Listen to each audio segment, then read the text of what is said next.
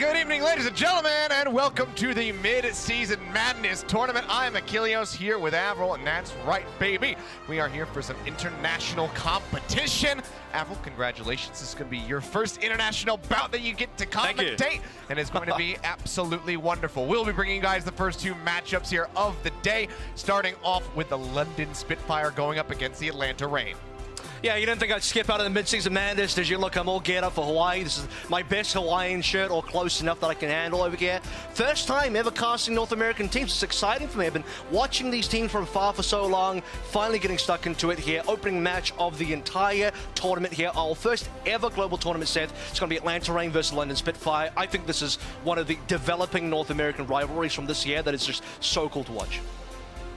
Yeah, it absolutely is, but can't wait to get in. I love how we actually didn't even talk about what we were going to be wearing. We just ended up kind of coordinating this.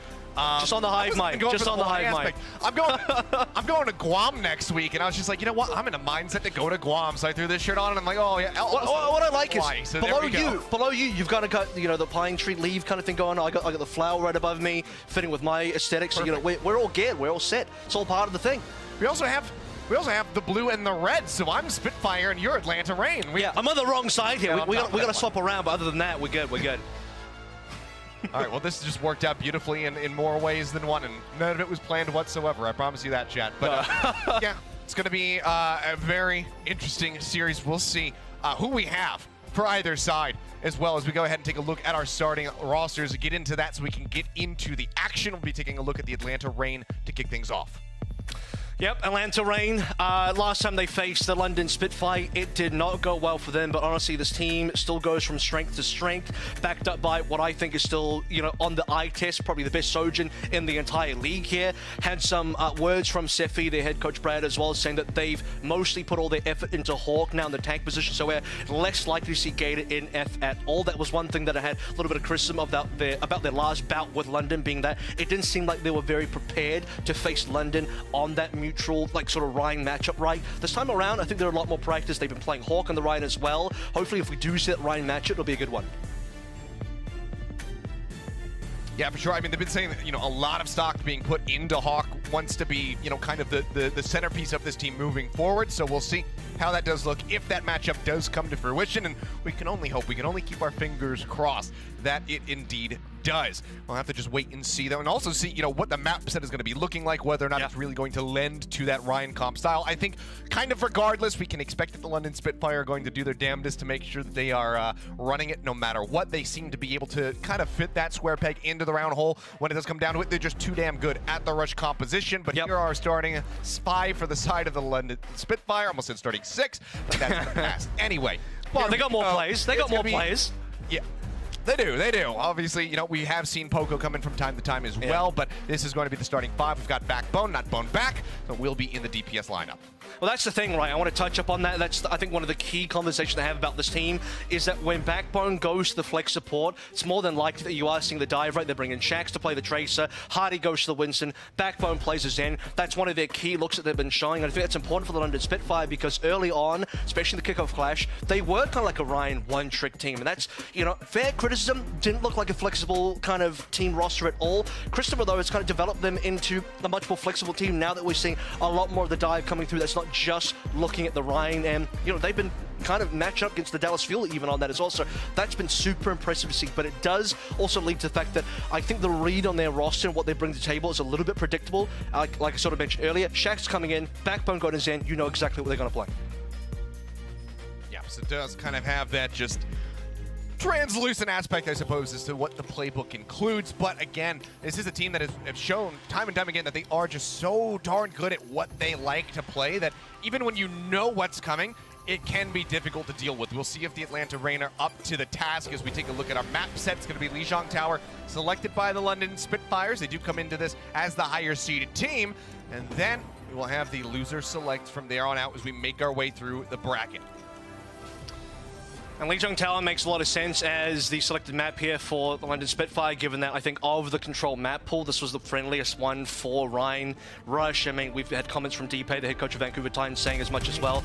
But, I mean, a very strong opening. They certainly aren't going to be picking Ilios. I think if we go to 5 maps, if we go anywhere in that sort of territory, Atlanta will be wanting to take us more towards those less Ryan-friendly maps. Really test out to see how good Hardy's Winston really is, how good the rest of London Spitfire's dive can really be.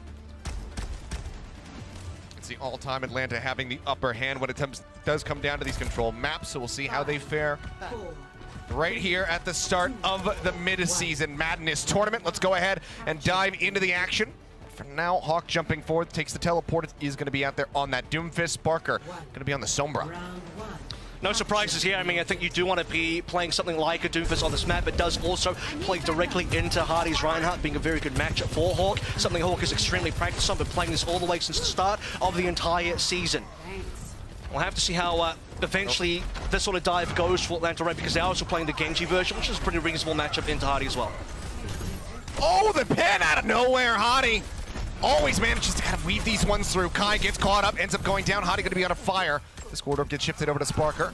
Hardy still going to be hovering at about half HP, but London Spitfire make their way onto the point to stop the contest from going through on the side of the Atlanta Rain. The wall comes up, they wrap around the side, they find OG. Hawk goes down, but Nero managing to trade one back. Got rid of the immortality field as well to boot, but now has to try to run out of here. Deflect comes up just in time to keep himself safe, can exit and grab that health pack, but it is going to be the London Spitfire gaining control of the point first and foremost. I gotta say, Hardy's consistency on these long-range pins is unbelievable. He keeps finding stuff like this, just opening kills. It's almost like he's playing a slow Doomfist, but he's able to land these one-punch hits all the time. Just, you know, tons of damage onto a player like Kai.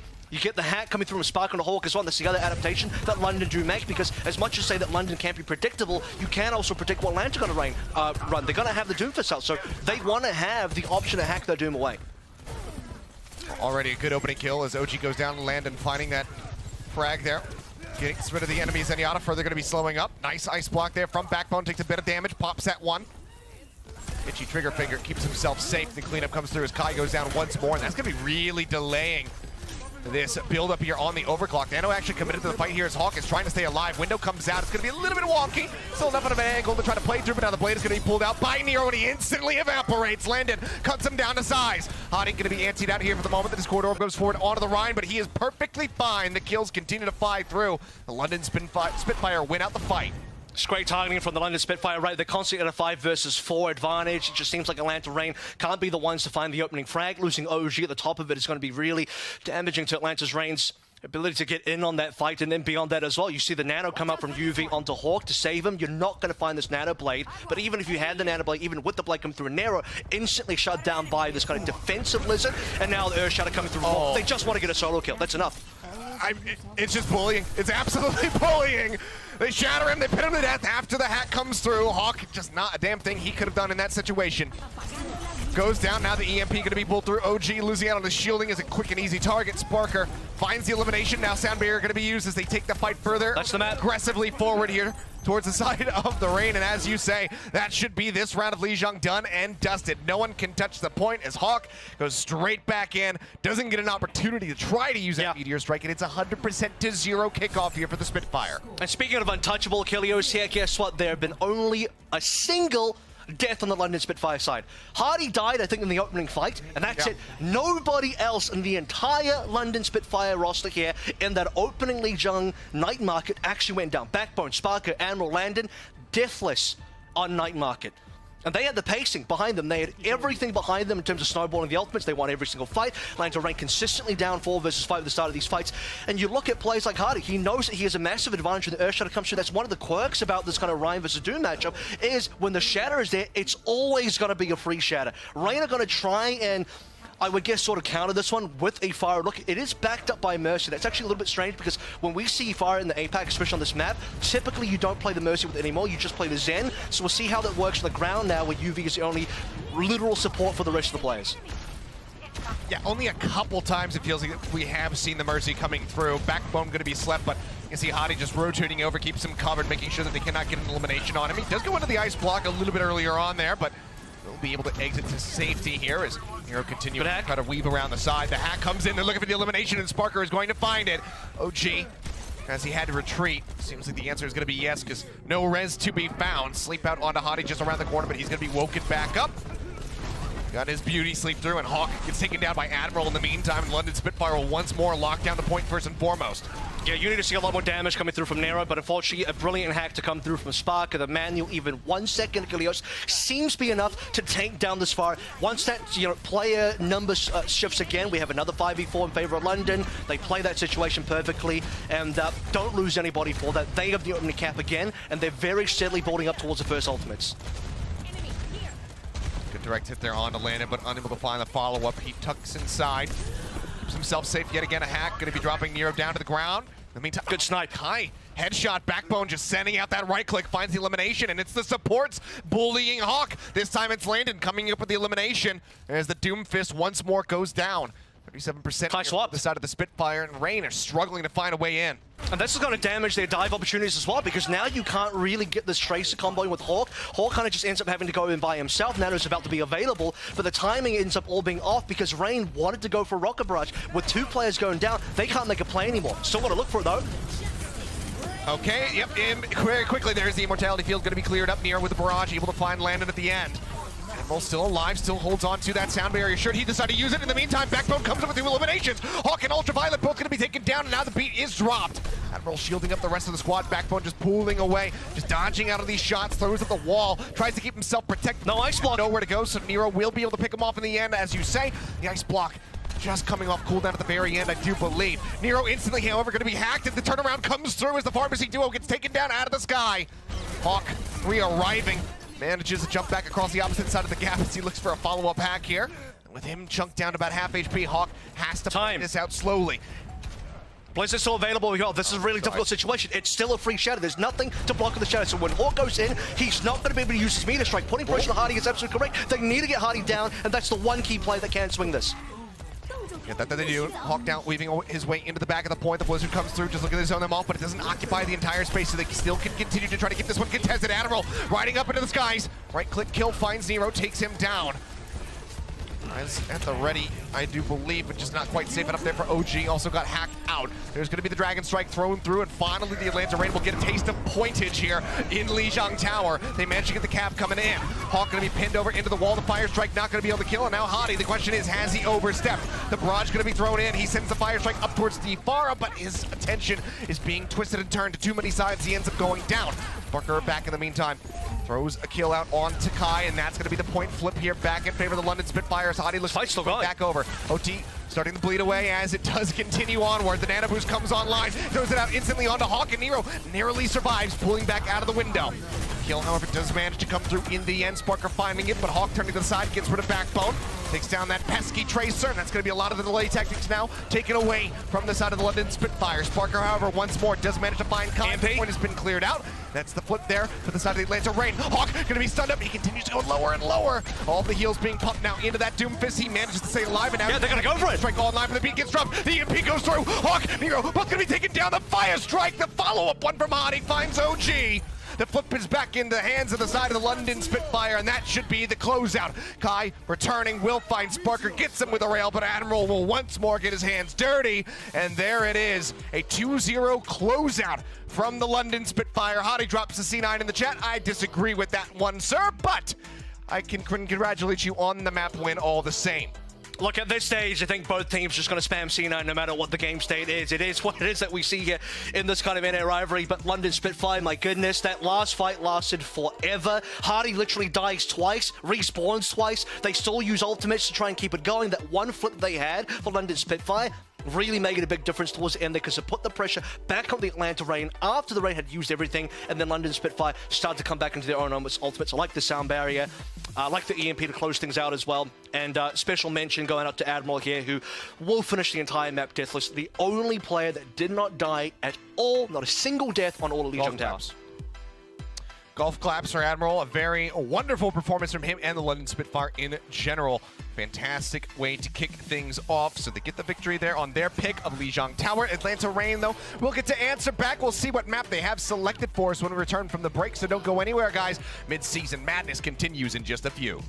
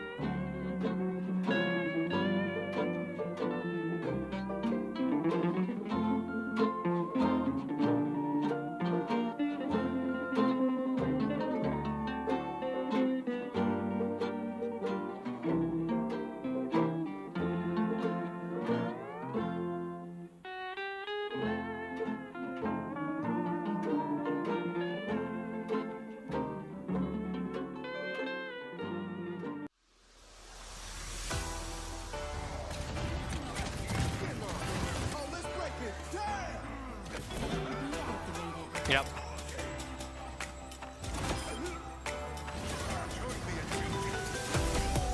And I just realized that I was muted, so there we go. But welcome back, ladies and gentlemen. Saying a flawless start. Welcome to Achilles, everyone. Not so flawless for me in the end of it all. But he went God. deathless there on Lijiang Tower. A 2-0 win for the side of the London Spitfire. Tell you what. Hey, look, it's been early days, okay? We've been up since like 4 in the morning. It's 8 a.m. now. Cut me some slack on the muting. I got you, bro. I got you. Sparker just hacked you as well. You were silenced for a second. We understand. But apparently for the London Spitfire, it's enough to get kills, right? And let's take a look at the man on our screens here. What we got in the replay there was a Admiral sound barrier that saves Hardy and now enables him to get a couple of fire strike kills. Something that really stands out is the fact that we look at Night Market, the opening pin kill into Kai, stuff like that is so standard for Hardy that you just don't see out of other players. I don't know how he gets these insanely good sort of these long-range charge pin kills. Like, realistically, they just shouldn't happen. But I guess on the Overwatch 2 Reinhardt, we can steer the charge a little bit. You can get a little bit more precision on those pins. But the level of precision that Hardy brings to the table is kind of just unmatched here. As is the pacing for this entire Ryan Brawl composition. We even saw a great example of that on Gardens when Nero goes for the Fire Barrage, right? And then London's response, push the spawn. Push Atlanta spawn, trade backlines, and then just see what happens when, you know, okay, they will delete Landon from us. We're going to take their supports too, and then fight it out and see how it goes after that. And it ends up being that London get a greater trade out from that situation than Rain did. Well, let's see. As we take a look here, some substitutions coming through from the side of the Atlanta Reign. We've got Venom going to be stepping in. See if the adjustments are going to be good enough for the Atlanta Reign to be able to tie things up with their map pick as we get ready to move into Hybrid. It is going to be Ike and Valda to see if they can make that happen. Of course, we have Backbone shifting over into that flex support. Pretty standard stuff. I mean, we're going to Ike where both A and B, particularly B, is a very dive-centric map. You need some high ground, low ground mobility. Winston is going to be the ticket for both teams here. Or maybe Hawk could actually stay on the Doom. That's a pretty viable pick as well. But like I said in the pre-show here for London Spitfire, when you see Shax come in, Backbone moves to the support position, you know exactly what you're about to get. Now, the one thing about the Atlanta Reign is, I think they kind of missed Venom a little bit, especially on Gardens. I'm not saying that Venom should have played Lijiang necessarily, because there's more rounds on Lijiang where you'd rather have Nero than you'd rather have Venom. But that one Gardens map where you did see Kai swap off from the Tracer onto the Hanzo was kind of telling for me, like, man, this is where you'd actually really want a Tracer to pair with Hawk comfortably. But Kai just felt like he wasn't getting enough done there. Sniped out by Backbone's May as well, who I think is the best May in the world at this point. But taking him off the May, forcing him onto the Zen instead, which is off roll, is, I think, the way to go for your Atlanta Reign, because you are removing some of the strength away from the London Spitfire, and now we're getting into the Reign's, I think, comfortable territory, which is dive. Yeah, I think it'd be really hard pressed to make an argument for anybody other than Backbone when it comes down to May. Just on the whole point of, you know, just raw play time. I know we were highlighting how much Hottie plays Ryan compared to the league overall. You know, he is so much play on Ryan, where it's like 5% for the entire league. But I mean, Backbone, it's going to be a similar thing if you take a look at the May stats. Obviously, people like Prophet and whatnot have played it, but have not looked anywhere near as good as this guy. I think that the only person that could maybe give him a run for his money is if we could get Libero to come back. So Libero, wherever you are, Rascal, back, please. Rascal just somebody needs to Dallas take this guy down. Rascal's May was really good last year. He's on the Dallas Field currently as a coach, but I mean, you know, Rush, just if you guys are going to play some May Brawl, you know the guy to put in. I don't even think he's going to play a contract, but in any case, speaking of ex-London players, update the verbiage. It is a good look for the London Spitfire so far. The one concern is, can they match the other teams on this Winston dive? Because it seems like they are very committed to playing something like this. If you paid attention to the Dallas match from previous as well, at the end of the Midseason Madness qualifiers, they actually opted to play the Winston dive on Kings Row versus Dallas Field, when that is, I would say, normally a pretty strong Rhine map for a team like Spitfire, but they actually opted to do that instead. So they are attempting to utilize more of the Winston dive instead. And I think if they can get a good grasp of that, then they will finally be like a very good, well-rounded team that can take it to every single other top team, because otherwise there will always be their one weakness. I think Ryan is great in the hands of Hardy, and the Ryan composition is great in the hands of the London Spitfire, but you can't win an entire tournament. You can't win an entire global tournament, especially off the back of one composition. So good to see that they are changing things up. I'll take a look at Backbone here, put him under the microscope a bit from that first map. I mean, yeah, it was just a great performance, 12-2. Overall, you're never going to really feel too bad about that KD. The man was putting in work. He was landing his right clicks. Wall timings as well. I think one of the hardest things that you can work on when it comes down to make is a lot of people can aim and get that timing down to hit those right-click headshots. Yeah. But he really knows how to just really cut off the enemy team's rotations, catch them out, put them in a really rough position, and then the whole team can move in and get the punish. So that's something that takes a hell of a lot of work, a hell of a lot of coordination, and Backbone with the rest of the London Spitfire, he's got it in spades. And I actually want to highlight another player here, Sparker. From reviewing London VODs, I've been becoming more and more impressed with his Sojourn play especially. And I think one of the key matchups, especially on this map, is going to be Kai versus Sparker. Now, if you remember in the kickoff clash, one of the key matches was that Soldier matchup between Kai and Sparker. And I did feel like when London beat Rain, one of the areas that they actually had over the Rain was that Sparker played a better Soldier than Kai, which seems weird because Kai is, I think, a top, maybe the top Western hit scan DPS. And in that particular match, when Rain lost, Kai was pissed. He was visually pissed on the camera. I can understand it. He felt like he probably did get outplayed a little bit. Sure. Or maybe Sparker, did something that the Rain weren't, prepared for. We're into more of Kai's meta because I think it is a very Kai meta when you're playing the Soldier. But now we're on the Sojourn. I think a lot of people agree, despite Merit having, I think, the highest stats for a Sojourn, Kai has been visually, by the eye test, the best Sojourn that we've seen. Sparker is catching up. Now, I do think Kai has been in this matchup, but if Sparker catches up again and has another great performance versus Kai like he did in their last matchup, Kickoff Clash, that's going to be a problem for the Atlanta Rain. Oh, almost certainly. But, yeah, I mean, even, with all the praises sung about Kai, like you said, Sparker has been catching up, and there's not that much separating these two players right now as far as those figures are concerned. Playtime, obviously, something that you can take into consideration when comparing the two. But, yeah, Sparker not that far behind, so who knows if he is absolutely fired up today, as it looks like the London Spitfire are, for the most part, then he absolutely can walk away having the upper hand and helping to bridge that gap even further to try and overtake Kai and become known as the best Sojourn, at least in, we'll say in NA. Well, yeah, we'll see, because there's some really good Sojourn plays from the Apex side that we are yet to see, and so the test will be there for sure for the NA teams. But I also want to mention Spark his Sombra from the last map as well, while we sort of wait to get into the map here, where part of me is like, okay, well, Sombra is not a great hero currently in the Overwatch 2 meta. However, the way that he was piloting the Sombra in that sort of composition that London were playing, because as I sort of mentioned, right, as much as say London are predictable, Atlanta Rain versus London, that same sort of matchup, can also be predictable where the Sombra can get a lot of work done. You are hacking the Doomfist from Hawk, which provably did have impact. We saw Hawk being able to not really be able to play his game at multiple times, but he did get hacked with EMP'd. But more importantly, the 1 second hack on Nero's Fire is humongous. Like, that really swung everything, because Fire normally would be a pretty strong pick versus the side of London Spitfire's Rain comp, but not in that particular instance. So moving over to Eichenwalder, as a reminder, it is Atlanta Rain's pick. They want to stay away from Rhine-based comps as much as possible. And, well, we already know that London Spitfire are probably not going to be playing Ryan here at all, given their current starting lineup for this map. So let's kick it off and see if their Winston matches up to the dive of the Atlanta Rain.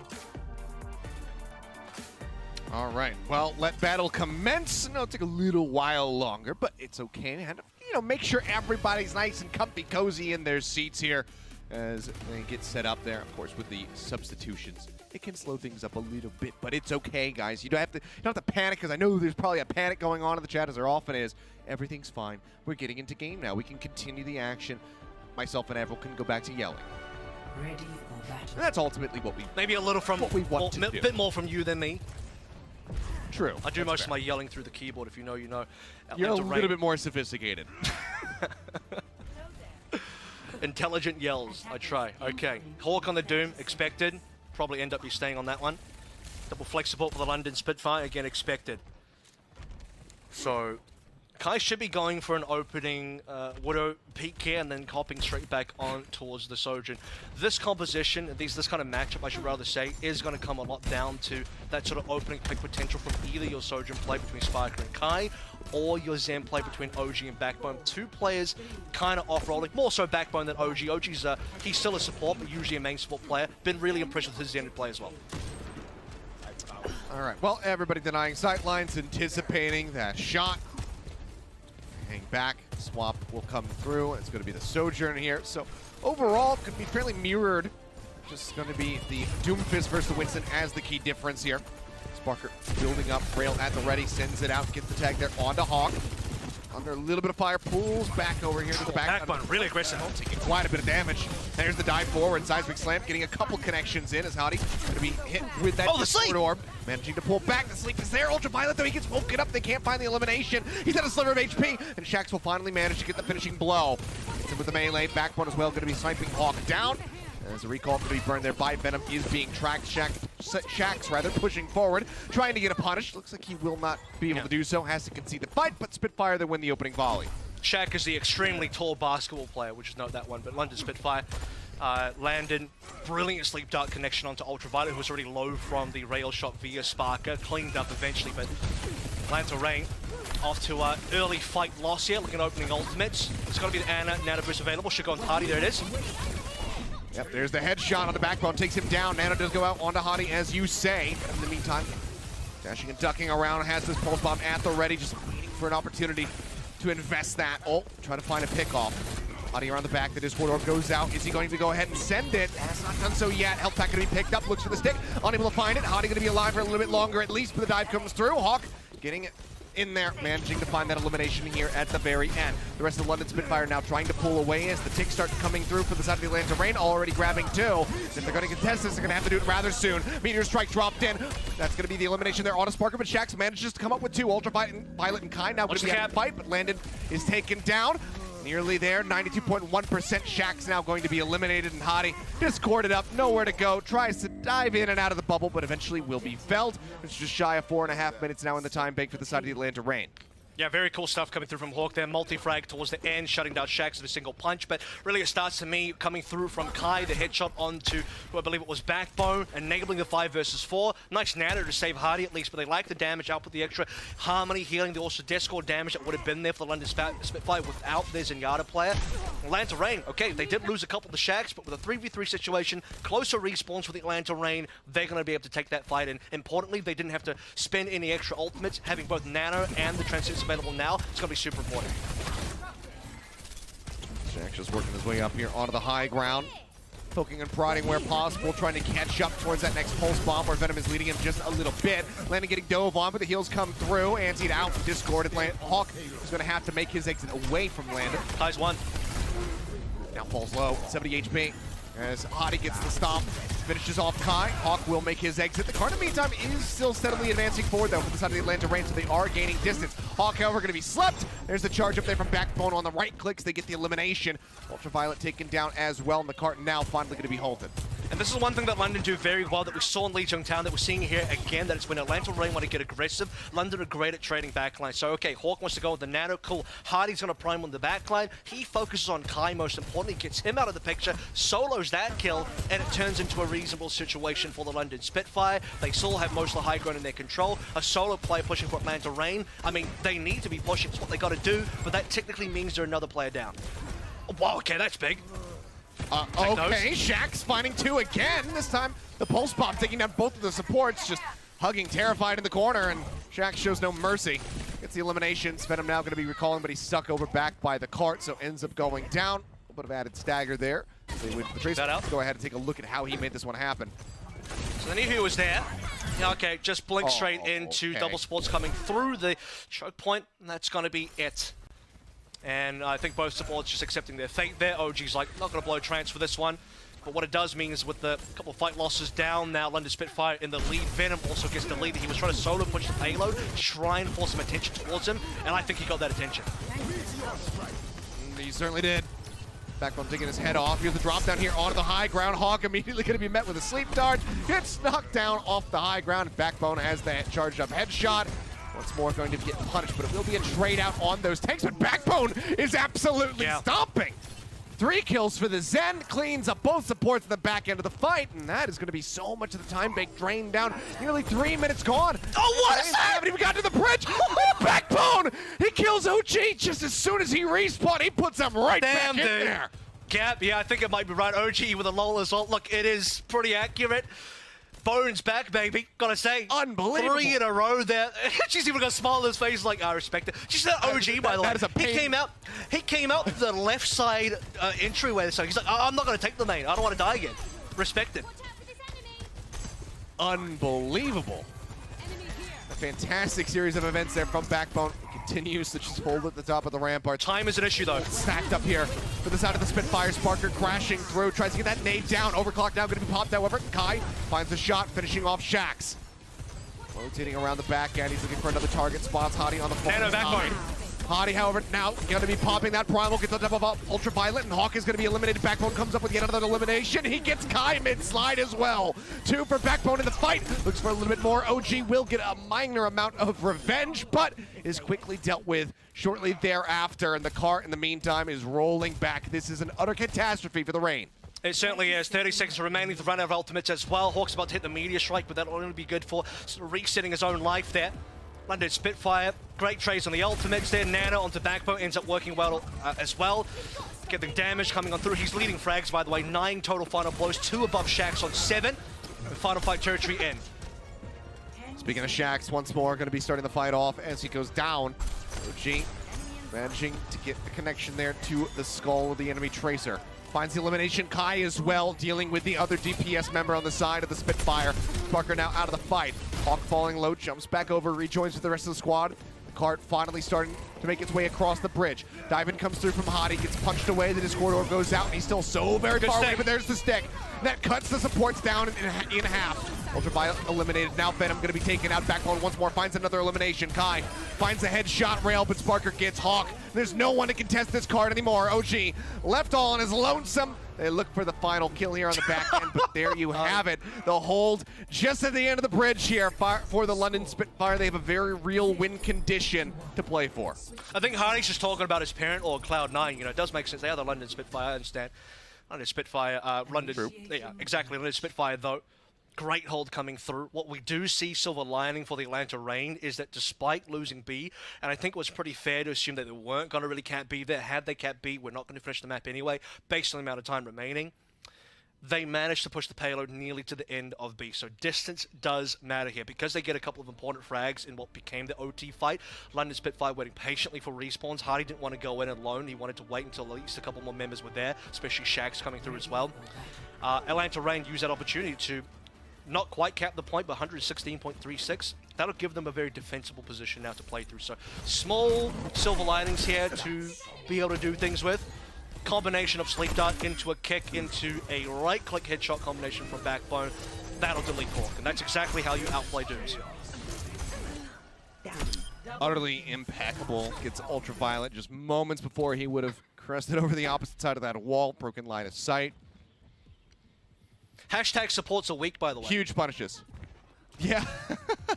Yeah, You know. I mean, and he didn't even have to utilize the massive kick from the Zenyatta to get those kills to come through. Just did it with the base kit of the Zen.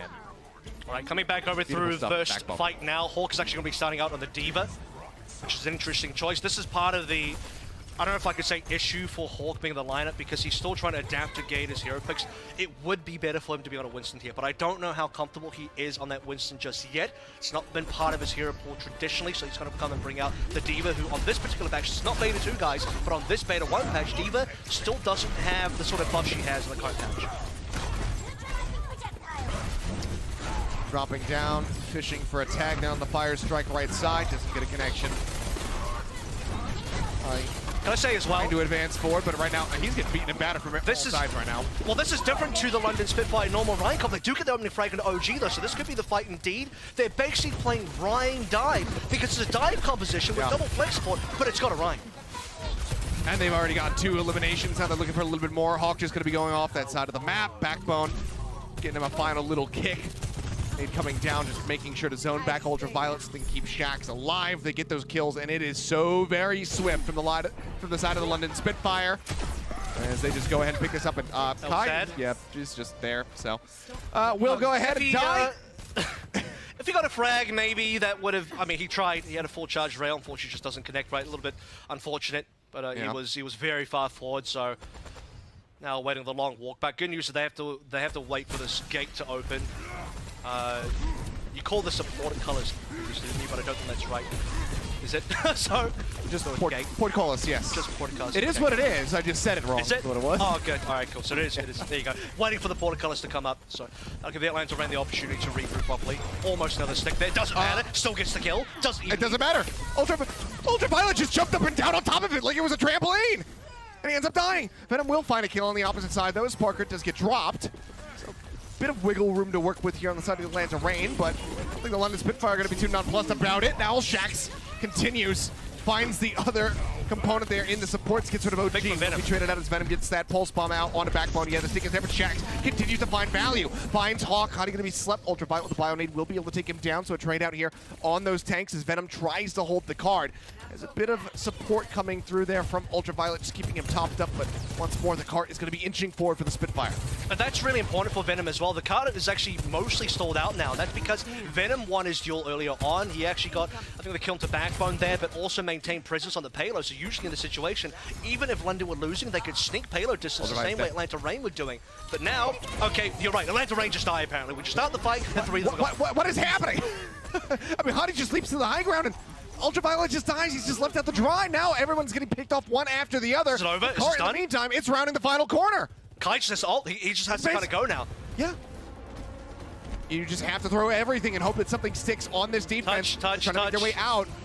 Okay, the touch is going to be there. Hawk makes his way over. Still going to be 28% shy of having that Primal Rage ready to go. Backbone pops the trance, but the headshot is there from Kai. Finds Landon. Venom going to be traded out. Shax finding the elimination. He pushes forward. He's looking for Sparker. Kai finds the finishing shot. It seems like the Rain will manage to make this hold come through. Backbone does give a little parting gift there to Kai before he goes down, but the team kill is completed. They halt the cart 0.5 meters away, but they still have to go through 3 whole minutes on this time bank. I mean, that was literally a last-second contest there, so finally someone does touch. You get some, I don't know about you, man, but watching some of the games that we had over the past week, you're getting some PTSD looking at payloads going towards the checkpoint, and, well, no one kind of getting there.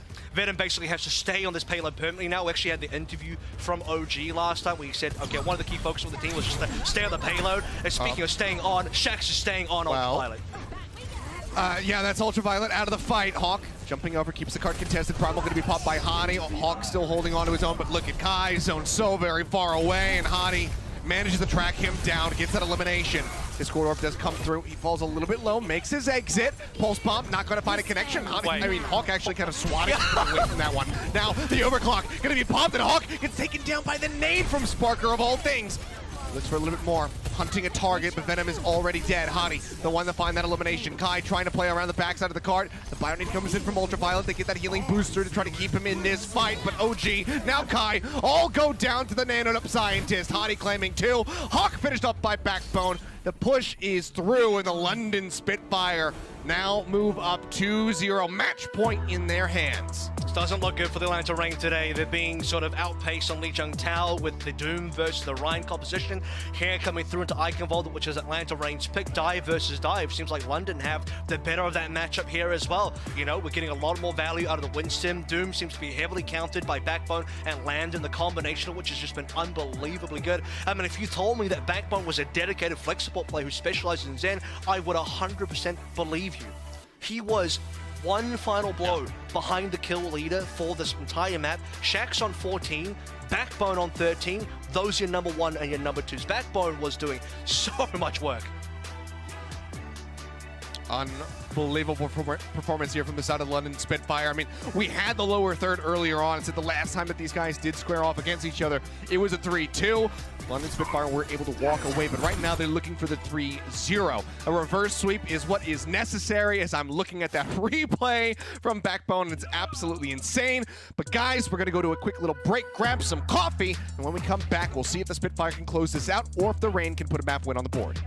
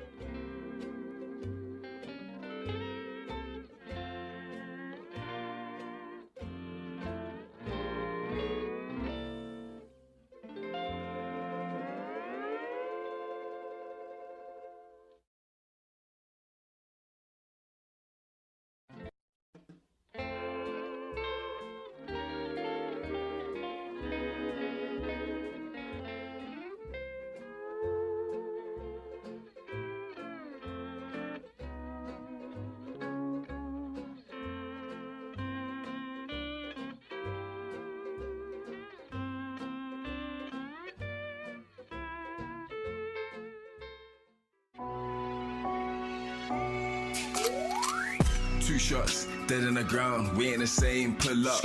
3 rounds, bro, you done. We let it rain, head pop. So look out when we in the zone, don't play around. I got a strap, put to your back, telling you now, we laying it down, yeah. Bands up, trapped out, I bring the dogs, gang out. Look, don't wanna fade and drop out, got no clout. Think smart, this crucial. We ain't no average usual, nah. We let it rain, ain't seen a savage, who you?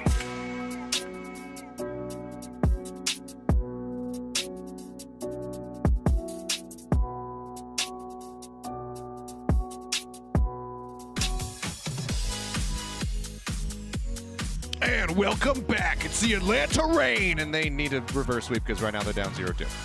They're going to have another match coming up, though, so we'll see if they can make that happen, if they can start a reverse sweep. 2 blue hats, though, so we're increasing the number. I think if they get to 5 blue hats, I do legitimately like the blue hats. If they get to 5, though, I think their final form does unlock. Yeah, it's not looking good. Has to be a reverse sweep. And I would have liked to have seen a lot more coming through from their dive. I felt like that would have been a strong point versus London Spitfire, but as I'd mentioned in the pre-show, right, or even just before we go into the last map, if London can get this dive underway as another very strong composition for themselves, I don't know if they have any major weaknesses to be exploited anymore. You know, Poker's going to come in for map number 3. It is Escort. He's going to come in to play a bit of that Sigma. This is kind of, I mean, it literally is final chance for Reign, at least as far as this matchup goes, but for Hawk as well, he's kind of running the gamut of like, okay, try to counter the hardy Ryan, now try to counter the hardy Winston. Now you're playing Sigma versus Poco Sigma, so there's got to be a winning matchup. Somebody, somewhere in here. Kai and Nero coming together on the potentially double sniper could be pretty strong as well. There's got to be something that this team can do better than the London Spitfire to get a win today. I think this should be a pretty ringsball map for the Reign, but their chances of actually making a reverse sweep are starting to look slim. They certainly have their work cut out for them. If they can make it happen, it would be a monumental way to go ahead and kick off the Midseason Madness Tournament and keep themselves, you know, in that upper bracket and whatnot.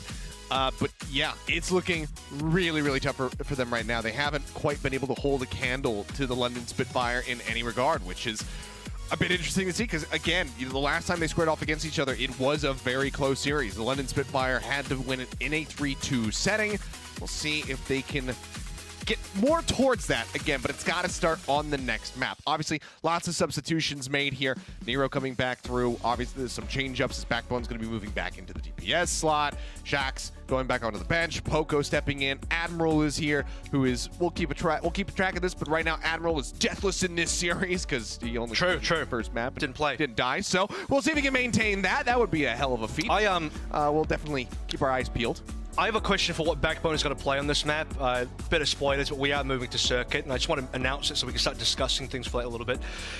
But it is normal that you do play Sigma on this map. Double flex support, cool standard, double snipers as well. When I say double snipers, we're either talking about Widow plus Sojin, or maybe a Widow plus Hanzo, or at the very minimum, I think you got to be looking towards Sojin plus a Hanzo, which means Backbone probably comes out on a Hanzo here. He's not on his signature mate pick. He's not on his signature, I would say, Zen pick here as well. He's got 2 signatures. Can the rest of his picks come on through to sort of match up? Because this is a sort of situation where, okay, well, surely the Kai and Nero combination on these double snipers can be the strong point for Atlanta Reign, right? I did say that Kai was meant to be the better of the 2 DPSs between him and Sparker, but it seems like today, I wouldn't necessarily say it's Kai's fault, but he hasn't been popping off as hard as we normally see. But the entire Atlanta Reign squad has been looking pretty underwhelming this entire series, so it's hard to even look at a single player here. It does seem like a pretty major team diff overall, and that's why it's looking difficult for the Reign to make any sort of comeback. But this really is the last chance. Sigma versus Sigma battle. If there's one place you can win, maybe that'll be a fantastic matchup for Hawk, at least.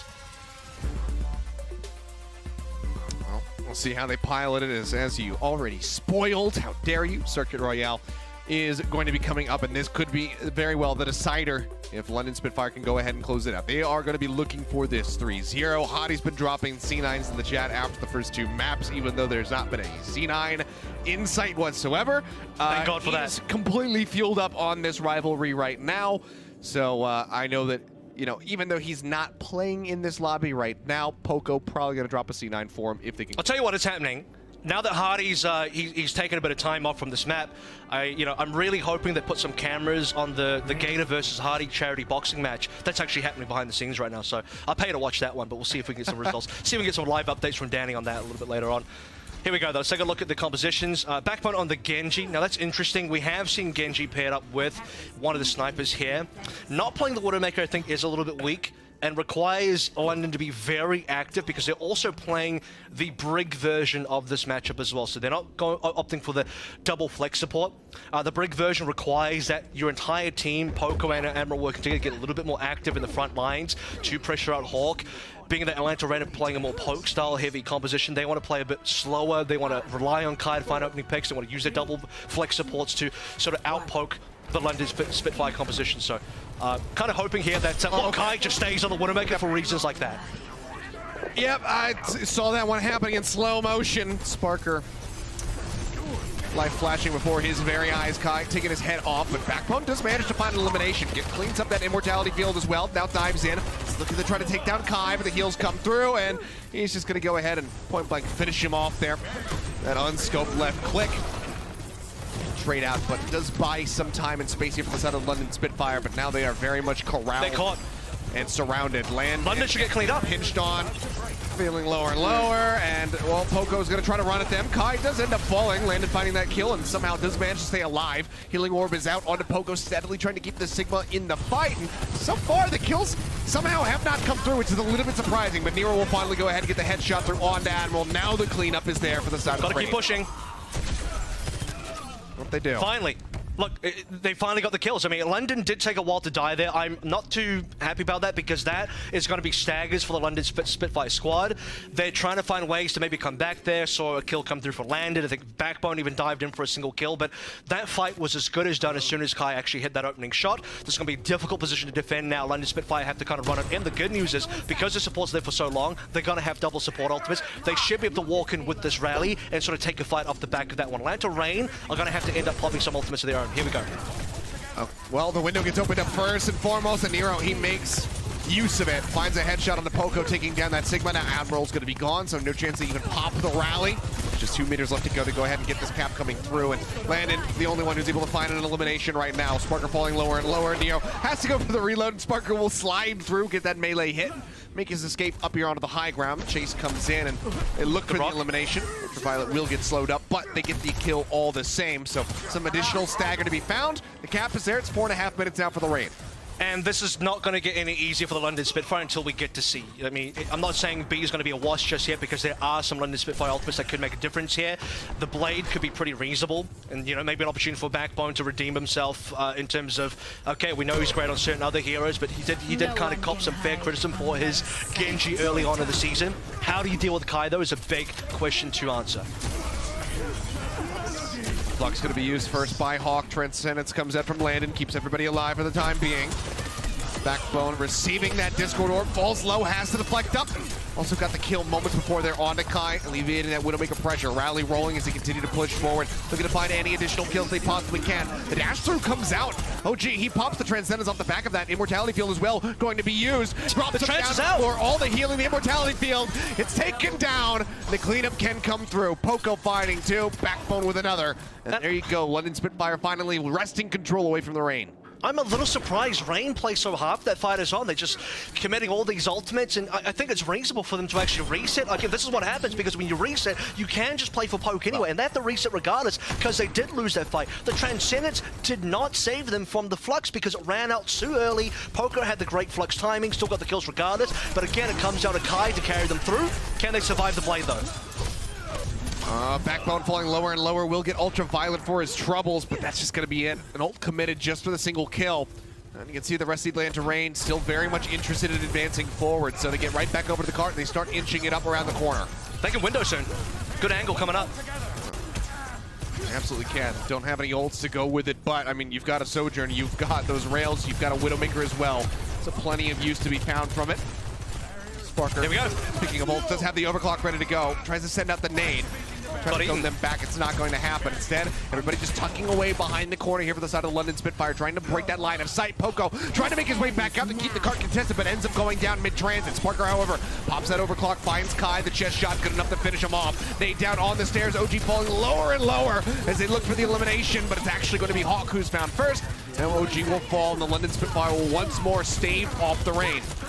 A really good opening pick of the Kai there as well. I mean, that really makes the entire difference because otherwise Kai is completely uncontested at long range. So if you can do anything to shut him down, attempt to contest him, that will be something that turns the fight around. Atlanta Reign get the notable distance and the opening advantage of the fight via the amplification matrix window, which at that sort of position covers the entire endpoint. That's exactly what you're looking for.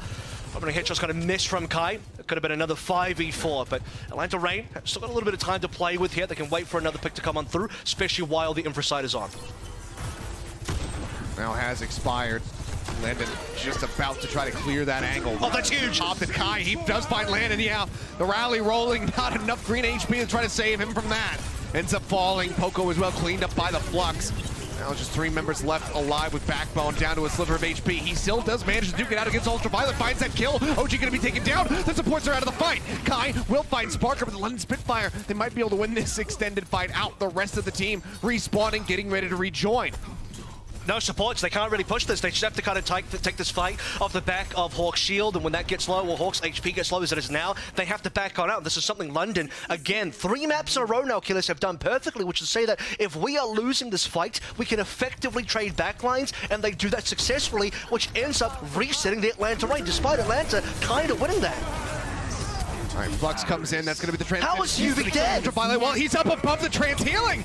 They focus fire him, and it's not enough throughput to try to keep him alive. He ends up going down. Hero going to be taken out as well as he pops the overclock, finding absolutely no value. Hawk with the accretion will take down Poco, but that is it. That is the cherry on top of a pile of trash right now for the side of the Atlanta Reign. There's nothing to play around with. 24 seconds remaining on this push. They have to make it to B. They're not going to cap because you can't get a good window anymore. But where you're supposed to put it, you can't push up because London should just start a fight early. They have all these ultimates to just get aggressive into your face. They have a transcendence as well, so unless Kai can just kill Landon off the rip, there's not a lot of chances here for the Atlanta Reign. Oh, okay. He's got Backbone, that's a start. A massive pick off there. That's going to be the blade out of the fight. As Backbone will have to try to rush to rejoin. Nero pushing up over the top, looking to contest. The Transcend is going through. Landon looking to escort everybody forward as the overclock is rolling, but Sparker is going to be taken down. Hawk finds that kill. Kai will get Admiral out of the fight. Poco under fire, falling lower and lower, and the accretion will finally finish him off. And it seems like here in the final moments, that opening kill onto Backbone was absolutely everything. The cap will be there. The Atlanta Reign managed to make their way through because Kai comes up with yet another fantastic shot. And not only does it kill Backbone, but what that extends to, the snowball effect is that London cannot aggressively play into this window like they could have usually. If Backbone doesn't die, Atlanta, they're not going to get a window because London walk forward, they blade on in, they use some of the other ultimates they have, they can just trance aggressively as well, and your window placement is not going to be good at all. So Kai, in these opening fights, off the rip on these resets, has been giving Atlanta Reign every single opportunity. But that's going to end for C now. The sightlines on C for Widowmaker are far less favorable. See how they pilot this one with just 50 seconds now remaining. Hawk sending out the accretion, gets the stun there on the Backbone. He needs to Flux in. Breakthrough out onto the coast side. Oh, a lot of damage skirmishing back and forth. We got Poco. I think he's okay with this. He's trying to build up for that Flux. Flux does come in, drops him down. Sparker going to be taken out by the Storm Arrows, and Backbone loses the blade. A huge accretion from Hawk. Hits him right as he tries to pull it out of the sheet. Backbone taken down. There's the team kill in the Atlanta Reign. They are pulling a rabbit out of a hat right now. You can see that Atlanta Reign actually played that patiently as well. They were free pushing for a long time, knowing they had London Spitfire. When they see London pushing up, that's when they go for the Flux. Now London are on the ropes. Dragon Strike sent through, just trying to interrupt them, push them away from the car. But the London Spitfire have pushed past. Poco's got Flux in front of it. Rally now expiring. A bit of green HP out. OG popping his own, but Hawk has already been eliminated. The Flux comes through, pulls the DPS up into the air. Nero going to be taken down. Sparker finds the elimination, and the OT will bleed down. London Spitfire, they almost give up this final stretch of the point reign. A fantastic comeback to nearly finish the map, but they cannot get there. And once more, the London Spitfire have a win condition. If they can get to the end of the map, they will take this series 3-0. Well, Atlanta had no time left, right? Because they walked into this with only 130. I'm going to repeat the line that I said last time for Eichenwalder, but this time I think it's a lot more relevant in the sense that on Eichenwalder, like getting an okay B attack despite losing, it's reasonable, but I don't think it's a real win condition. Now, though, in a situation where they being Atlanta Reign, barely looked like they were going to camp B, they do miraculously off a great headshot kill onto Backbone, which denies the Blade from even coming on through. Denied again a little bit later, but we'll touch on that. Atlanta Reign get the free push through most of C point. They lock up the entire London Spitfire on the extremity with that Flux, win a fight off the back of that, shut down Backbone's Genji Blade with that accretion from the Hawk, like you sort of mentioned. And the result of that is Atlanta Reign bypasses the pull phase entirely. Usually what happens for these teams is once the attacking team gets a C, they have to immediately fight for pull. London Spitfire's positioning meant that Atlanta were never going to actually get a fight for pull because they would have pushed through a choke, which they can't do. So Atlanta Reign ignore it. They go for the free push. They know their Flux advantage. They bypass the pull, and they get to the end of the map with 130 remaining coming through from OT on B. That is a significant amount of distance, and that is very defendable now for the C defense once we get there. 3, 2, 1. Well, now the gate's opening up. London Spitfire on the attack. Let's see how they fare. They're just going to be running the same composition that we saw on their defense. Yeah, I still have to answer the question presence here from the side of the Reign of how you kind of get rid of Kai. So one thing that can happen is Backbone's going to go and do the Jimmu maneuver that we see in APAC. Go over the wall.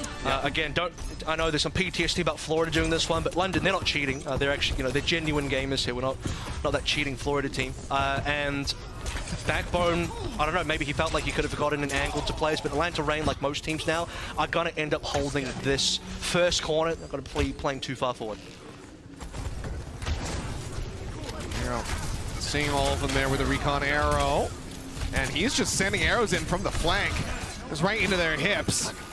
Mortality Field going to be cleaned up on the side of the Reign. Nero now in a bit of a rough spot, and yeah, the dive coming through. Orb Harmony's out onto him. He's trying to stay alive, and somehow they keep him sustained for a hell of a lot longer than I might have anticipated, but Sparker will manage to finish him off. But during all the chaos, Kai manages to lock down Poco, gets a headshot across, takes out the enemy Sigma.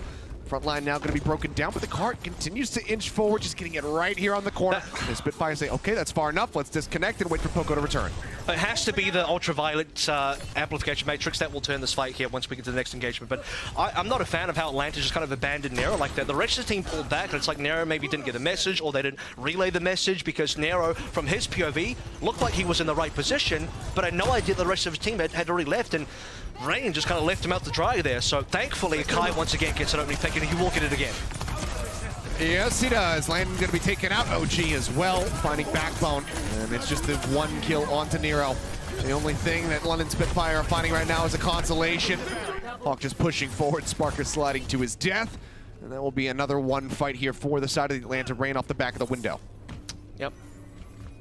A lot of time being lost, 2 minutes gone now. 2 ultimates spent though. London haven't spent anything. They're still building up to their first line of ultimates.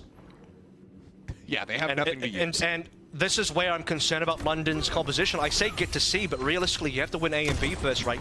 And, the composition difference is that the Widowmaker is so incredible on this map. If you're not running a Widowmaker, you're just going to have trouble versus Kai. And Kai's been opening up so many fights.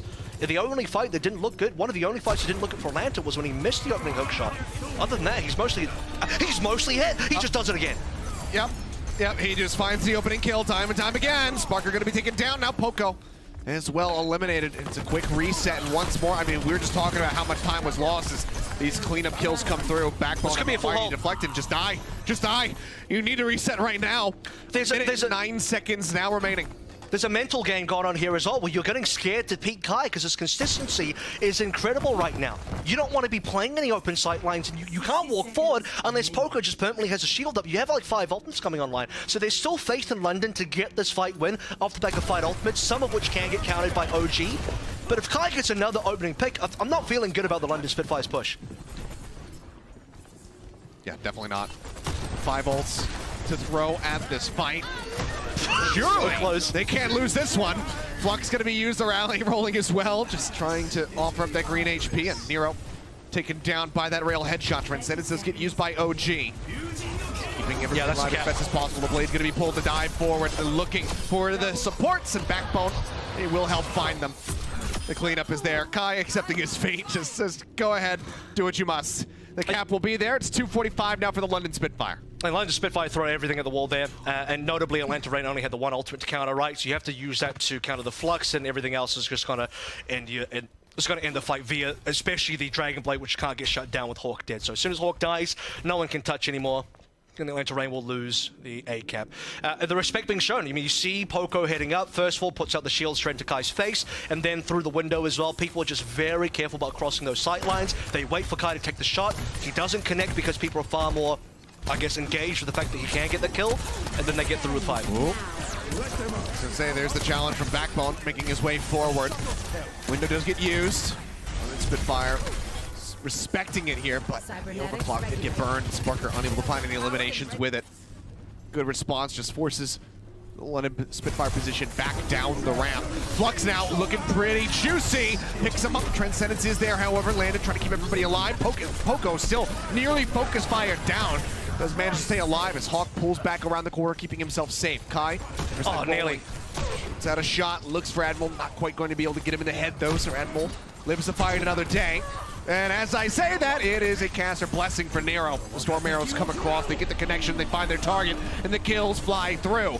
Swiftly thereafter, 2 more going to be joining them. It's a minute and 20 seconds remaining. The London Spitfire dropping in this fight. Sparker will find 2 on the back end of that, but he's all on his lonesome with a sliver of HP and needs to make his way out, because if he dies now, it'd be a massive stagger. Yeah, he got the Mega there, so brilliant 1v1 win from Sparker to save his own life. Doesn't get self-stag, will actually force Nero to respawn. Comes back onto a Genji now. I think that's actually reasonable because this should be a pretty close quarters fight. Gone are the days just purely poking out. And with about a minute left here, possibly room for one last good fight. So for Reign to defend B successfully, they again need Kai to do that. Yeah, the Admiral is very much not, and he hasn't been, deathless for a while, but a great opening kills. They look for Poco a little bit more. And, ooh, what a quick shot. Kai finds Landon. And Kai is just saying, yeah, I'm not letting this be a 3-0. I am not losing like that. He has put the team on its back and has delivered time and time again. That's just what the Widowmaker does on this map. It ruins your tempo. I mentioned earlier, Limited Spitfire, they want to play fast. A fast style Sigma because they're running both the Genji and the Brig. You can't do that if Kai consistently picks players off. He's forcing you to slow down when you don't want to. And if... I don't know how many fights it's been. It feels like more than 75% of the fights we've had, Kai got the opening pick. Incredible consistency as the contest is there. The OT will be forced out. Transcendence rushing forward from OG, just trying to keep them alive through that flux. Poco unable to find any kills. Kinetic Grass going to be used, trying to buy some space. Hawk, 99%! Bro, Blade is going to be pulled. Hawk does get taken down. Kai managing to find 1, finds 2. Poco eliminated, but now he is zoned into the back. Backbone, however, he cannot really continue to push forward. 14 HP, the Discord Orb is through. He has to tuck back away, but Nero chases forward, the dash to melee. He finds the kill. Kai gets another one, a third of the fight. He's looking for a little bit more as Admiral tries to stay alive, but he cannot. And while it looked like maybe the Spitfire were going to be able to make that happen, get that push, get that extra minute and a half, they cannot. Off the back of some fantastic shots once more from Kai, they close out the fight and they put a map win on the board. We are not done yet. Yeah, that is far more convincing through from the Atlanta Reign. Exactly what you want to see in terms of playing to your strengths. You have Kovacs Kai in your team. You have one of the best hit scans, if not the best Western hit scan. We knew that he was going to be fantastic on the Widowmaker. Sparker does not match up. He didn't play the Widowmaker. I don't know if that was a coach call. I don't know if that was like a confidence through from Sparker. But if you fail to play the Widowmaker, at least something a little bit more comparable, like even a Hanzo, something that will give you a chance to take down Kai, Genji's not going to be enough for that because you can't reach the back line. Sparker gets outranged heavily by Widowmaker. That is a gigantic difference maker for the squad, and is why I think Atlanta Reign played the superior composition on this map as far as A and B go. London Spitfire did a reasonable job, but no Widowmaker, no win. Yeah, fantastic map pick there from the side of the Atlanta Reign, exploiting a weakness in the armor of the London Spitfire to get themselves on the board, but they still need to keep it going. Now Spitfire have their map pick. We'll see where they take us when we come back.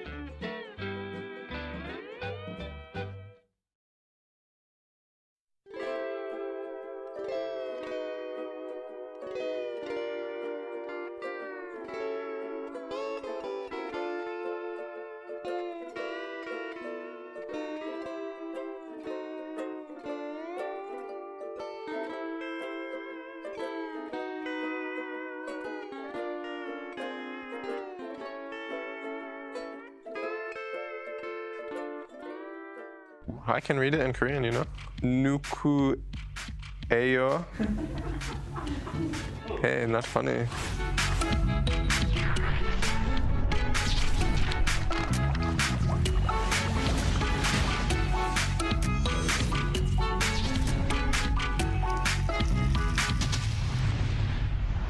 Who's the biggest prankster on the team?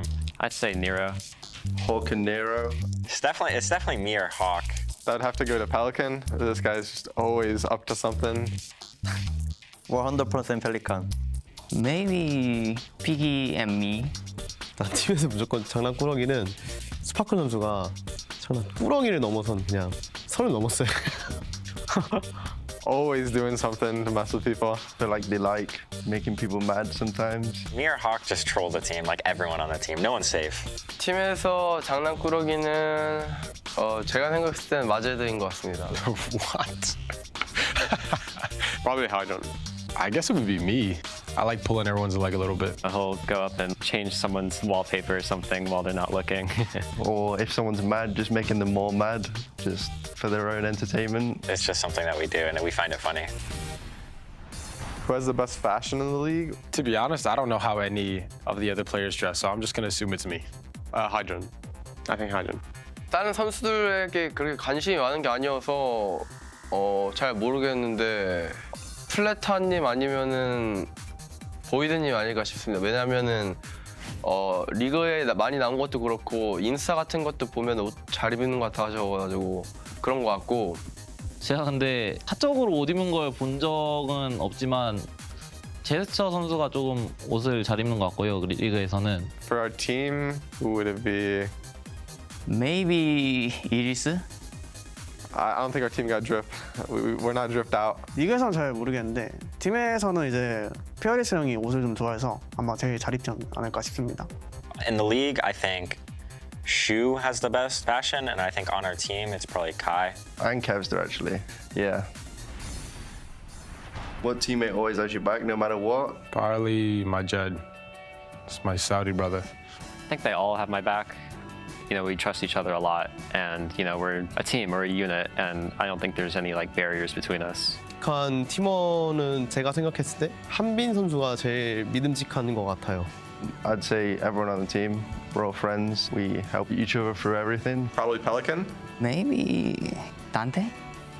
뭐 다 제 소중한 팀원들인데 어떻게 하나만 골라요? 다 소중한 믿음적인 팀원이죠.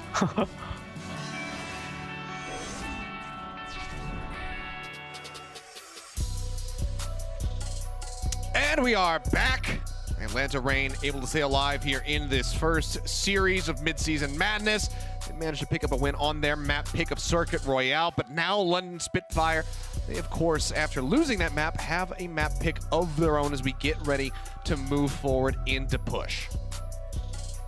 Hardy coming back in for push, which makes a lot of sense. I mean, it's a normal... They should be playing the Rhine here as well. The unfortunate thing for the Atlanta Reign is when you consider the fact that they did lose the first 2 maps, every single map pick now for the rest of the series, if it continues going through the distance, is going to be London Spitfire in terms of what they want to pick. So we'll talk about the map coming up. Again, I'll spoil it. It's going to be Colosseo. New Queen Street would have been the preferable map choice for Atlanta Reign. Colosseo far more preferable for the London Spitfire, being that it is a better Rhine map. And I think there's something to be said about where New Queen Street is for a Rhine team like Spitfire, because Dallas kind of showed how to play around the Rhine, how to beat the Hardy Rhine and the London Spitfire brawl composition on a map like New Queen Street, so they're going to opt to avoid that one. When we get to the final map, if we get to the final map, Reign would love to pick Ilios, but I think Spitfire will take us elsewhere again, so it's not going to get any easier here for the Atlanta Reign.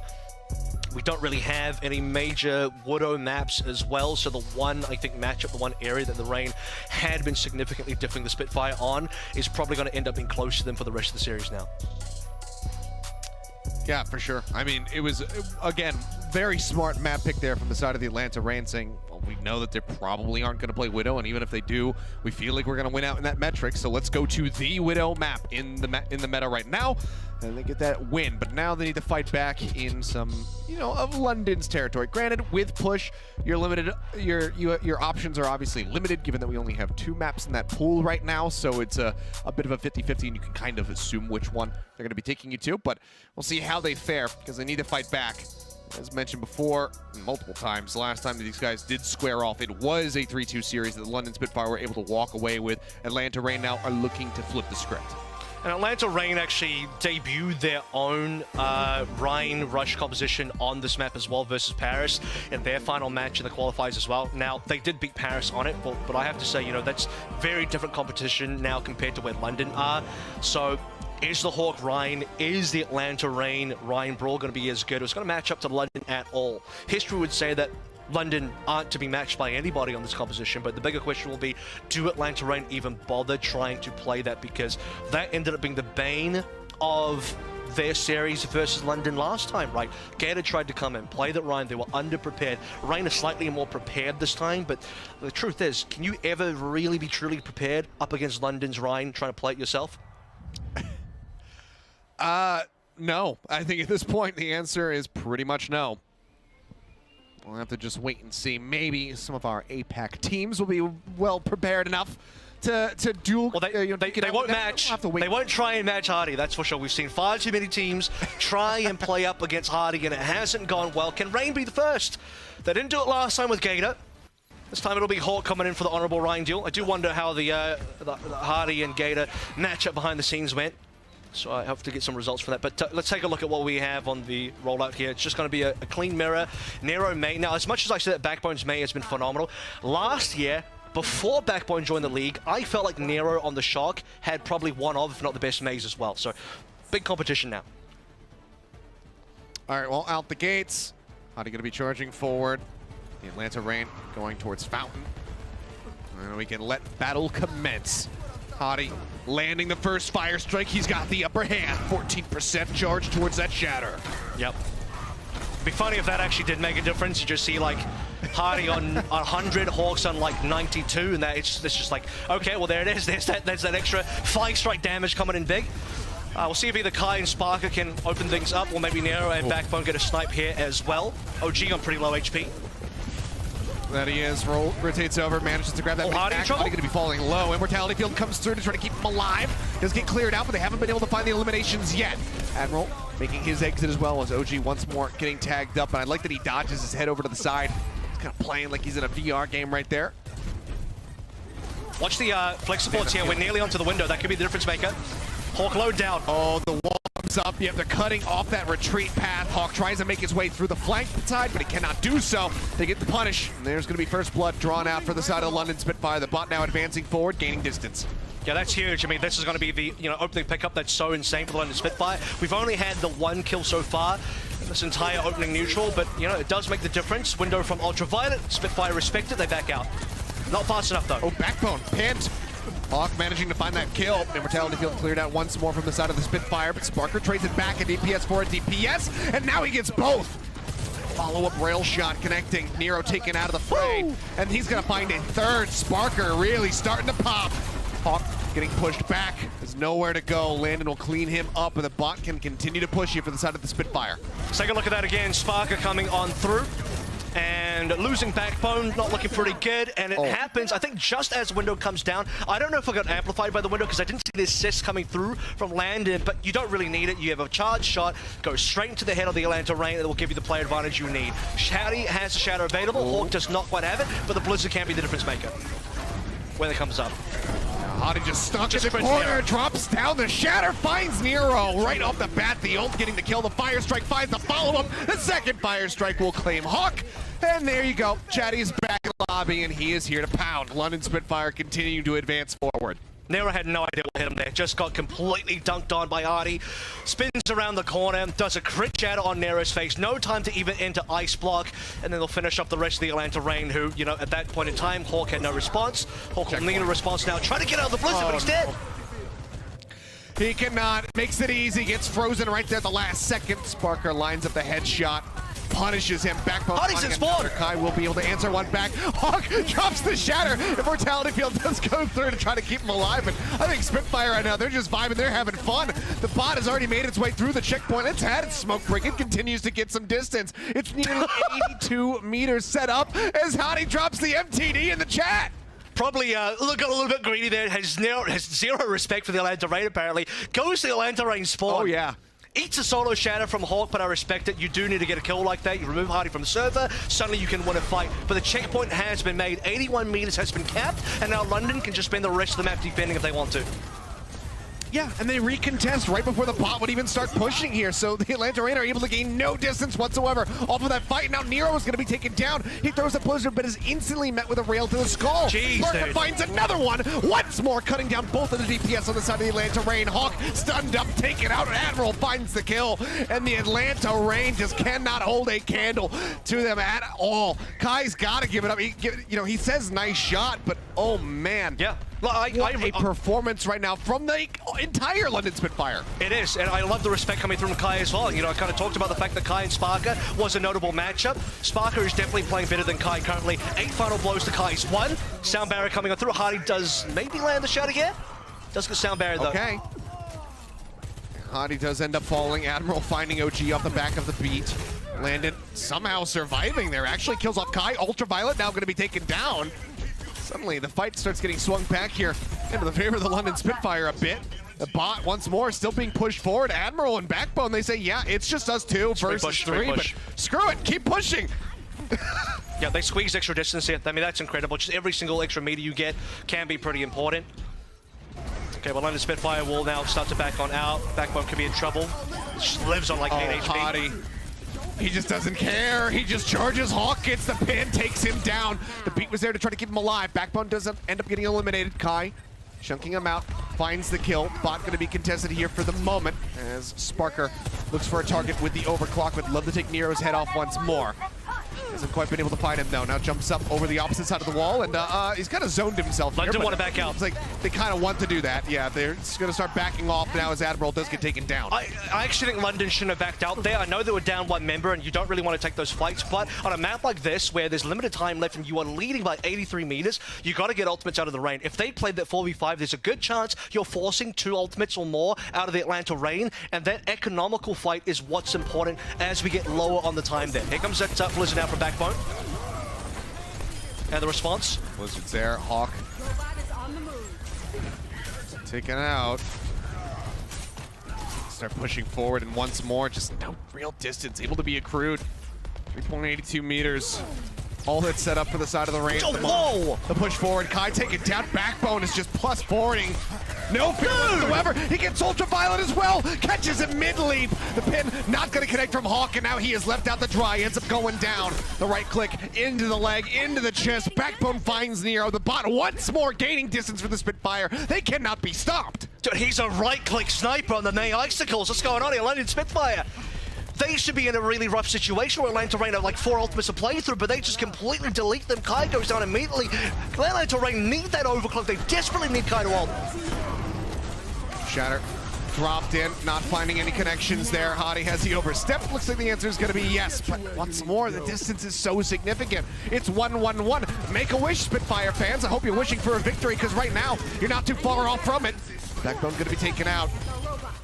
As, again, will be the Rain able to wrest control away, getting the bot for themselves, but can they gain any distance? Can they win the fight? I think you got to wish for something a little bit more grandiose, because the winner's given at this rate. You're just got to get that no matter what. No need to wish for it 111 to 3 meters with 3 minutes remaining. And Atlanta Spitfire winning these neutrals. You got to get another neutral here in the midpoint. I mean, Atlanta can't even get past the midpoint currently. They're just not as good of a Rhine Brawl team. Now the Blizzard going to be thrown in by Backbone. The Shatter dropped by Hawk. Gets frozen though, so can't make a play off the back end of it. Ends up falling as the Immortality fields get cleared out on either side. Once more, no distance to be found here unless they can continue to try to win out this fight, but Kaya's going to be taken down. Admiral finding that elimination. Hadi finding one with a fire strike, and Admiral comes up with 3. He might not be deathless anymore, but he's still getting his hands dirty, playing a bloodthirsty support. Just continuing resetting this payload as well. I mean, it's technically 4v5 what Admiral does, but he can just shove it right at the top. The goal of the Spitfire is they don't even really need to push any further, but they'll just keep pushing it back as much as possible, stop Atlanta Rain from playing the game. And they have ultimate advantage now. And they're just going to kill Kai! Line of sight, but as soon as they break through, he gets the headshot on the Kai! The overclock still held on to. Hadi moves forward, drops the hammer, looking for a gun, goes for the pin, drags Hawk into the corner, and they will leave his corpse there. Sparker jumped on Nero, trying desperately finish the map. Appeal for his squad, but he can't do anything. And yeah, the map, it may as well get finished at this point. The beat is still held by the London Spitfire as they look for the finish. Nero comes out on Hanzo, just give up on the May. I mean, it's just, Atlanta Rain are running out of ideas. Like I said, there's no ultimates available at all. He does going to kill the Sparker, so maybe the Hanzo can work out. Yep, does find the kill here on the Hadi as well, and Admiral, of course, just going to be holding the beat. Just gives his life for it as they continue to keep the bot contested right in front of the Rain spawn. They have their work cut out for them. They've got a minute to do it. It would be an absolute miracle. One of the best, if not the best play on push that we will have witnessed across NA and APAC regions if they can get a win here on Colosseo. The problem is, it's not even just up to Rain to play well. They would need London to throw. They would need London to turn off their monitors, stop playing the game, take their hands off their keyboards, because it's 129 meters to push in a minute, and London Spitfire have just been the better team in this matchup the entire way through. Hadi. Stunned there for a moment, the beat gets dropped in. Kai, the first one to fall. Sparker again finding his head. Sparker staying alive with a sliver of HP, and he is going to get sustained back up. Nero gets taken down. Hawk eliminated. It is done. It is dusted. Stick a fork in it. The London Spitfire once more will continue to win out fight after fight. If they are not directly in front of the Rain's base, the London Spitfire seemingly just cannot be stopped. They once more will ship the bot back across. They are looking for the finish, or at least to hold it locked into this side of the map. This Blizzard will do it. One Blizzard will probably end this at the moment. Atlanta Rain are trying to push back in. One Shadow available for Hawk as well. Cybernetics regular. There's the OT, forced out, Backbone does go down. Nero finding an opening kill, clears up the Immortality field. Is that the start of a miracle run back? So far, they will continue to move forward. The kills coming in. Sparker, the last one to get dropped. As the team wipe is there. Rain will finally be able to get the spot in position to start gaining some distance. Now do it 4 more times without losing any members, is the Atlanta Rain comeback challenge. Might be more than 4. Yeah, well, whatever the number is, you can't lose anybody, because if somebody dies in OT, they can't respawn back into the fight because they're too damn far away. So literally, Rain have to win every single fight from here on in without losing a member. Good luck. Get some tags through. They're looking for Landon. Can't make it happen. Hadi going to be hitting the floor as they go pin for pin. The bot again going to be locked into position. The Blizzard not finding too much. The hammer gets dropped by Hawk. He manages to stun up onto 3. That's going to be Landon and Hadi now cleaned up. Backbone taken out. Here's the first fight victor that you were asking for. The team wipe comes through. Atlanta Rain finally gaining some distance. They get into double digits. But look at this. London Spitfire still have ultimates to play through. The Shadow can really end this if Hadi lands it in time. Sparker as well has an overclock. Pushing uphill is going to be exceptionally difficult. The good news is Atlanta Rain have already managed to get on top of that bridge. So, in terms of fighting a reasonable fight, could be okay. They have one player still pushing below there. Here goes Sparker. The clock at the ready. Hadi playing on the high ground for now. Nero going to be the first one to fall, though. That's going to be the Dragon Strike basically out of the fight. He was just 5% away from it. They find the kill. Hawk getting bullied in the corner.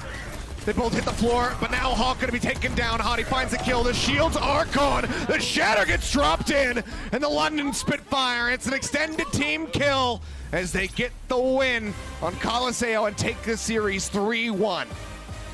Just brilliant stuff coming through from the London Spitfire. Won almost every single matchup. The only thing they need to maybe work on is looking over towards what happened on the Circuit Royale. I think the Widowmaker was a bit of a problem, but beyond that, obviously the better Ryan team. We expect them to be the much better Ryan team on Colosseo. They've proven that. Atlanta Reign have tried to, shift Hawk over towards more of the main tank options that Gator used to play. I think it's good to sort of have one tank player cover as many roles as possible. I mean, that's what we're seeing players like Smurf, like someone be able to do quite comfortably. But it's still a sort of learning phase for Atlanta Reign because they were nowhere near as practiced on this Ryan comp as the London Spitfire are, which is strange to say because in 2021 last year, they were probably the best Ryan team.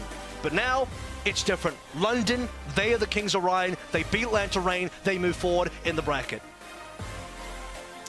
A fantastic way to kick things off here in Midseason Madness for the London Spitfire. For the Atlanta Reign, though, they do fall down into that lower bracket, and they will have to fight their way through it if they want to stay alive and be victorious at the end of it all. But clearly, some things to work on if they're going to be piloting those Ryan comps in the future.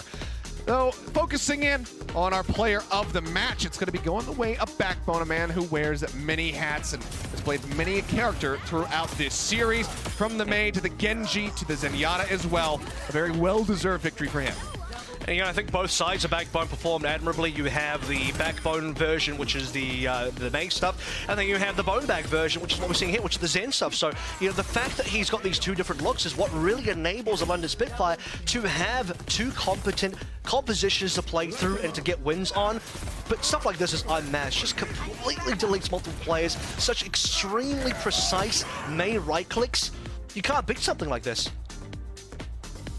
Yeah, it was just impeccably played. And again, we saw so many times, especially throughout Colosseo there at the very end, Backbone just throwing up those walls, denying damage coming through, cutting off those retreat points for the side of the Atlanta Reign. Like I said, that is something that you can't really teach. It's something that comes with just playing this character over countless hours. He looked utterly impeccable on it, as he often does. I'm going to highlight as well, eliminations per 10, over 20. That's insane because what it means is he's not only getting final blows, which he has 7.9 of out of 10, but he's also assisting in damage and kill participation. 20 per 3 is an insanely high number for kill participation, which means he's a part of all of these frags. He's contributing to all of these frags that the London Spitfire are getting. Yeah, not only that, but also, I mean, just even 6,500, nearly 6,600 damage per 10 is a maze. Kind of ridiculous. Yeah, I mean, that's not in every facet, he is just...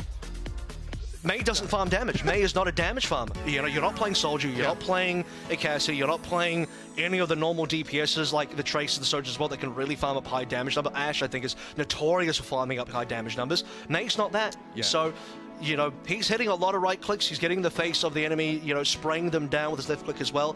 So, he's able to do all of that perfectly with the rest of his team. And, London Spitfire, the most well-oiled brawl team that we have in this entire league. Well, an incredible victory from them. Going to be holding their heads high. Unfortunately for the side of the Atlanta Reign, it was not, to borrow Avali's word, comebackable. She and the rest of the desk, though, will be breaking down the action there from that first series in just a few minutes. And then when we come back, we'll be bringing you guys the Houston Outlaws versus the Florida Mayhems. The desk will be breaking down the action in just a few minutes. Don't go anywhere. Run. What's order? You sure? Same room as last time too. It is. Nice. Nice job, guys. GG's.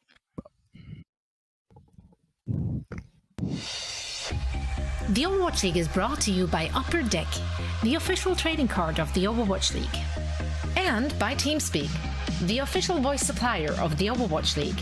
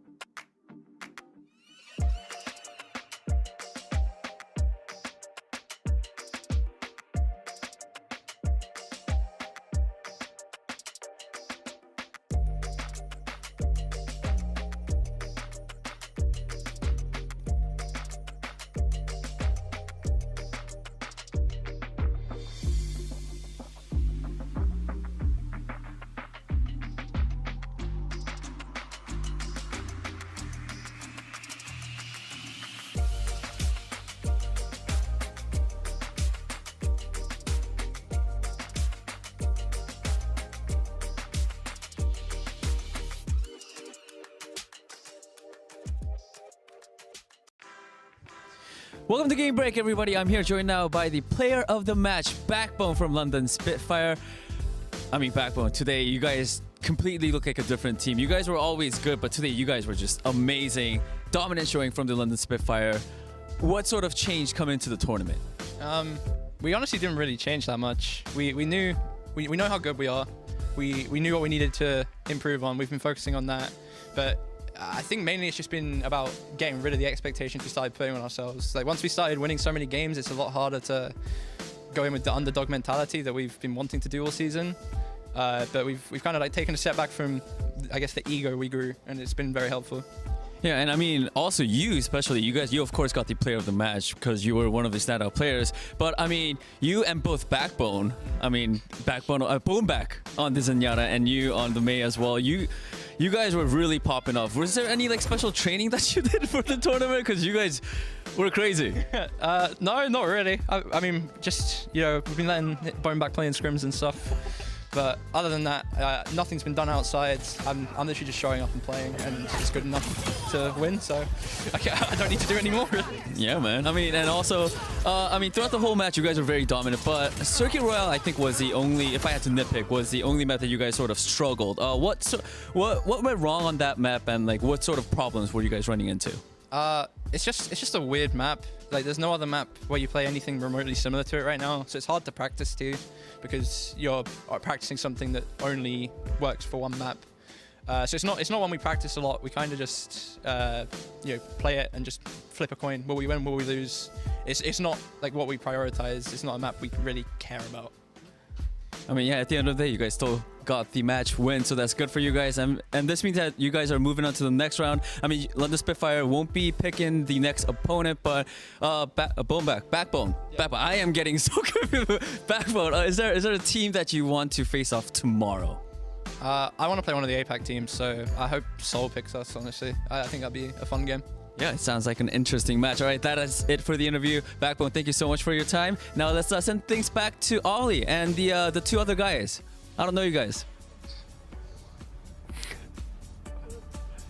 He's forgotten us. He has forgotten you, but thank you so much, Danny, my fellow perfect prediction pal. Beginner's luck. I am joined by two analysts right now on the desk who have told me that they understand, the scene and are professionals, and yet I'm the one. First time on Watchpoint, first time on an Overwatch League broadcast, and I'm the one sitting here with perfect predictions. Hey, viewers, pick him, viewers. Yeah, okay, unite. Yeah, don't blame us. Blame yourselves too. Huh? It's us against Overly, okay? Yeah. She's trying to be your friend. She's also, when she's flaming us, she's flaming you too, YouTube chat. How could you predict Lana? Absolutely not. I saw multiple people on my side saying that Spitfire was going to take it, and boy, oh boy, were they correct. Dozens. There's dozens of us. But I mean, Scott, let's start with you. Just what went wrong for the team that you predicted so wrongly? Well, I just think, for me, the first map... These setups are just going to be too much throughout the day. We go on to Lijiang Tower, and it's pretty much what we expected. They played the Reinhardt Rush. It's a map that's great for that style of playing it. And Atlanta Reign, I was expecting them to struggle on this map. Was not expecting that much of a struggle. I believe it was like 30 kills to 8 at the end of this map. It was just absolutely incredible. And just the coordination, you can see the coordination that the Spitfire are playing with. Hawk was just not able to play the game as that Doomfist, and the Pharah composition just did not work out. But the real sort of failure, I think, for the Atlanta Reign is when we head over here to Aikamoto, because it's a dive map. This is something that the Atlanta Reign should be better at, but Ultraviolet just could not stay alive.